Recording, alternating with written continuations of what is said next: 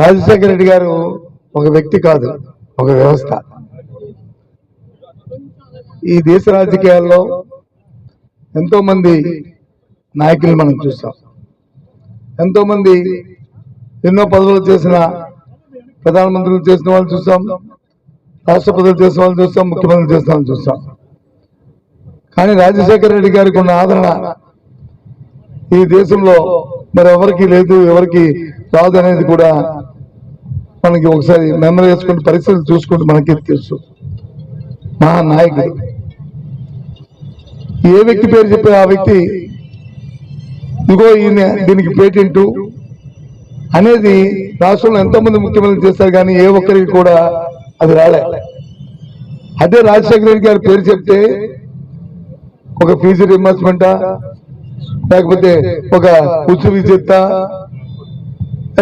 ఇలా చెప్పుకుని పోతుంటే ఒక ఆరోగ్యశ్రీయా అని ఏ వర్గానికి అయితే, పేదవాడికి కానీ, రైతుకి కానీ, రైతు కూలీకి కానీ, ఎవరు ఏ ఒక్కరిని అన్ని వర్గాలకు కూడా అన్ని చేసిన ఆలోచన చేసి అందరి మనసుల్లో ఉన్న మా నాయకుడు రాజశేఖర రెడ్డి గారు. అందుకే ఇన్ని సంవత్సరాలు అయినప్పటికీ కూడా ఆయన తాలూకా జ్ఞాపకాలు పార్టీలకు అతీతంగా ఆయన వ్యక్తిత్వాలని మనం కొనియాడుకుంటున్నాం.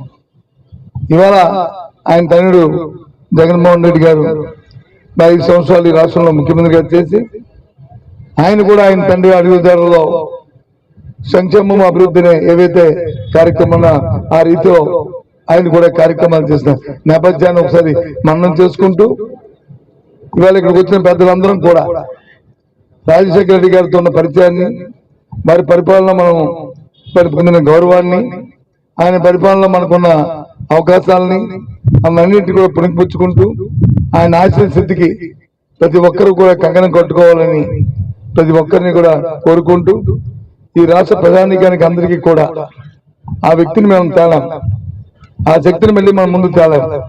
కానీ ఆశయాన్ని మాత్రం మేము ముందుకు తీసుకురాగలం, మీతో కలిసి పంచుకోవడం. తప్పకుండా ఆయన ఆశయ సిద్ధికి ఇక్కడ ఉన్న వాళ్ళు ప్రతి ఒక్కరం కూడా మనస్ఫూర్తిగా తిరగన శుద్ధితో పనిచేస్తామని ఆయన సాక్షిగా మరి ఇక్కడ ప్రమాణం చేస్తూ ఎక్కడున్నా సరే భగవంతుడు ఆయన్ని ఇంకా ఇంకా కొనియాడేటట్టు ఆయన ఆత్మ శాంతి చేకూరుస్తూ ఆయనకి నివాళులు ఇక్కడ ప్రతి ఒక్కరం కూడా పేరు పేరున అందరి తరఫున నివాళులు అర్పిస్తున్నాం. Thank you.